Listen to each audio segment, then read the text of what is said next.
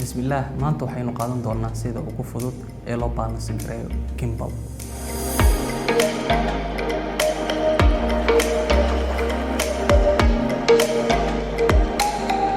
soo dhawaada saaxiibayaal, magacaygu waa Maxamed Liibaan, waxaan ahay content creator.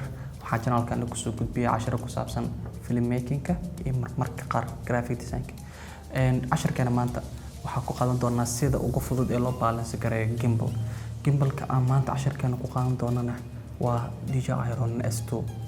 sida ogtihiin waxaa jira two types of gimbal, 3-axis gimbal iyo 2-axis gimbal. Gimbalkan DJI Iron S2 waa 3-axis gimbal.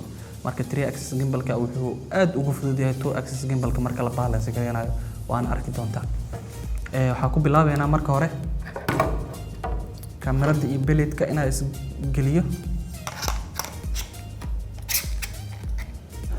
camera beledka ayaa kamarada soo gashanaya halka ugu jeedid.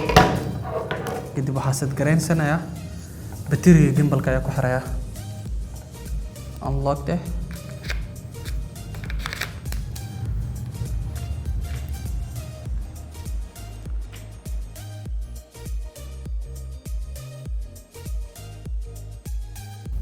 lock wuu xiran yahay. okay, base-ka ayaa haddana ku xiraya.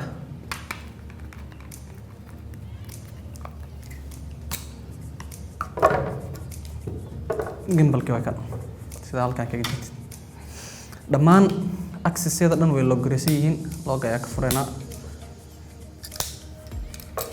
okay, access-ka ugu horeeya aan balance gareynayno waxaa waaye tilt access-ka. maadaama aan rabno tilt access-ka, waxaa iska xireynaa roll-ka iyo bang-ka. tiltiga bis ayaa furanayna. okay, saad u jeedaan tiltiga bis ayaa noo furan. kamarada ayaa soo qabanaysaa, afka hore ayaa kasoo gelinaysaa.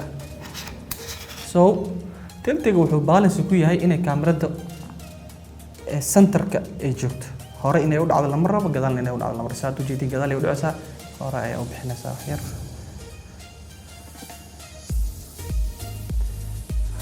hore ayuu bixi, hore ayuu bixi.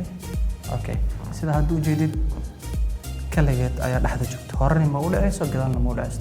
tilt axis-ka balance waa. okay, you see, sidaan lagama rabo gadaal inay u dhacdo lama rabo, hore inay u dhacdo lama rabo. as you can see, tiltiga waa loo gareysanaynaa. tilt axis-ka oo verticalkiisa ayaa dhiman, asagana wuxuu balance ku yahay kamarada marka afka hore aad disid inay meeshaas joogto. soo hore u dhicin, gadaalna u dhicin. sida hadda u jeedid, hore ayay usoo dhacaysaa. okay, asina looga ka fur access-kaas, soo celi, soo celi. ogow dhaqaaq yariis inaad samaysid ayaa laga rabaa. haddii kale waxaa kugu adkaan doonta inaad heshid booska oo balance-ga.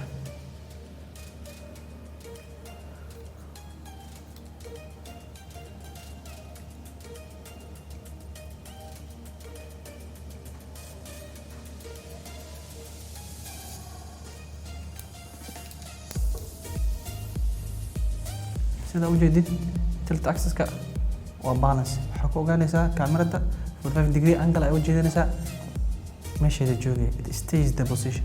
you see, tilt axis-ka waa balance.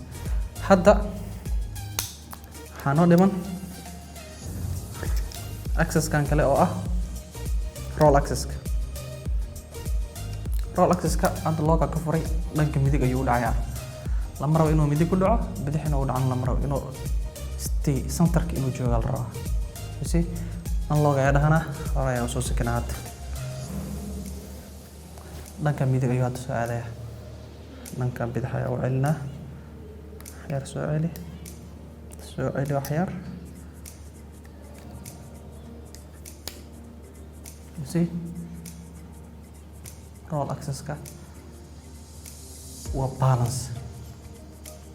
okay, bang-ka ayaa inoo dhiman.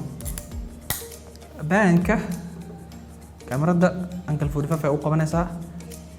inuu leexdo lama rabo, midig iyo bidix inuu leexdo lama rabo. centerkaas inuu joogo ayuu balance ku yahay isagana. okay, noo fur. xeer hore u dhaqaaji, and then check.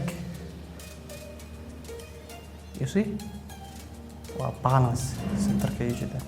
so marka hadda waxaa sameynay waa balance gareynay gacanteena ayaa ku balance gareynay waxaa ku hubin doonaa telefonka applicationka DJI Ronin-ka ayaa balance test ku sameyn doonaa isaga ayaa inoo sheegi doono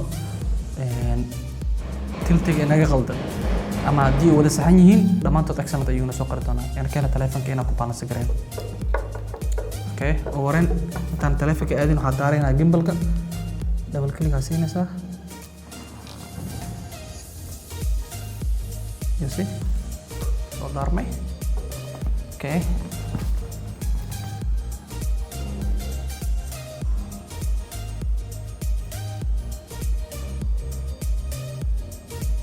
application ayaa soo furanaysaa DJI Ronin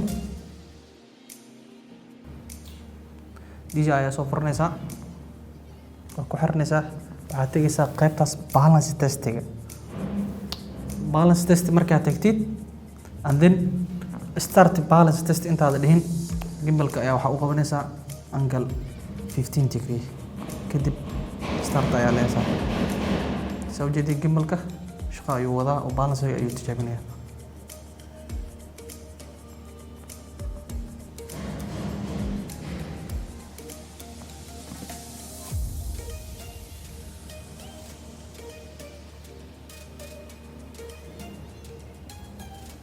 sida aragtid all access saddexda access ba excellent ay soo qoray gimbalka wuxuu diyaar u yahay inaad ku shaqeysid that's it ashirkeeni yar koobnay maanta halkaas ayaa ku soo gabagabeynaya waxaan rajeynayaa inaad wax uun aad ka fahanteen tan kulanti dambe assalaamu calaykum warahmatullaahi wabarakaatuh